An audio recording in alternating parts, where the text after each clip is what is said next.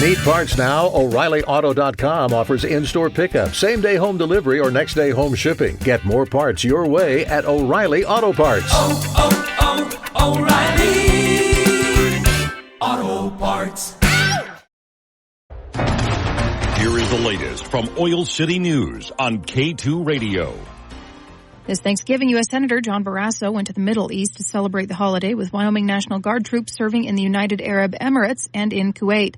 He met with members of the Wyoming National Guard's 2nd Battalion, 300th Field Artillery Forward. These soldiers are part of the first full battalion deployment in over 70 years to conduct a field artillery mission in the Middle East. More than 360 Wyoming soldiers answered the call to deploy to the Middle East to serve our nation. They are a long way from home, defending our nation and our freedoms. The service members in the UAE are from 23 different hometowns in Wyoming, and in Kuwait, the service members represent 40 different hometowns across Wyoming. Barrasso shared a Thanksgiving meal with the service members in both countries. He toured bases, held a town hall with the troops, and he was briefed by military officials on operations in the Middle East. He said it was an honor and a privilege to visit with and share stories of their families and our great state with these brave men and women.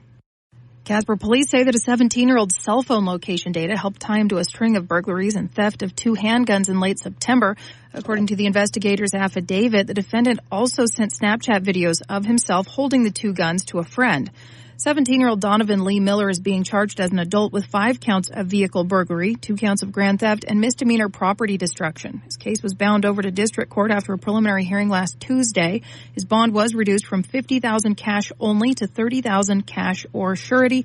Miller is presumed innocent unless proven or pleading guilty. In addition to Snapchat videos, the detective allegedly saw text messages on Miller's phone on September 23rd saying that he got $2,000 in a night, as well as do the crime, do the time, with an emoji figure with his hands up. He will next appear for an arraignment, and that could be between 10 and 20 days, depending on whether or not he bonds out. The Casper Economic Health Index continued its positive growth trend in September this year, reaching 106.2.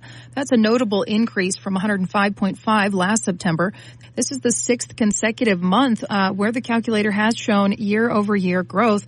However, the unemployment rate in Natrona County for September this year was 2.9% higher than the 2.6% recorded last September. Despite the rise in unemployment, other economic indicators show positive trends. Total non-farm payroll jobs in Natrona County reached 40,800 in September. That's a 1.2% increase from the previous year. Sales and use tax collections for September amounted to $10.3 million. That's a jump of 7.6% compared to September last year. The average home valued in Natrona County also showed positive growth, increasing by 4.6%.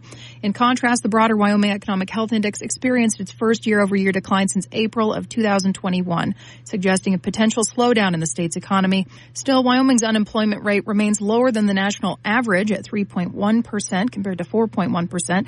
However, this is the first time the state's unemployment rate has been above 3% since February of last year.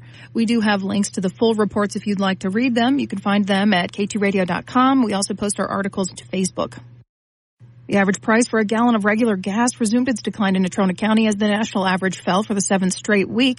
Wyoming's average is $2.98 a gallon. That's down 2 cents from last week. Natrona County's average of $2.78 is also down 2 cents to become the 2nd cheapest in the state.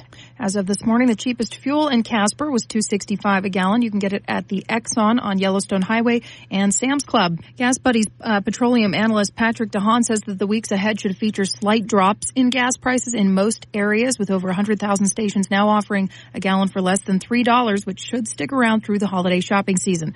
While the potential impacts from tariffs are something to watch, they would have no effect until late January if implemented at all. The state with the lowest gas prices was Oklahoma at $2.39 a gallon, and the highest was Hawaii at $4.46.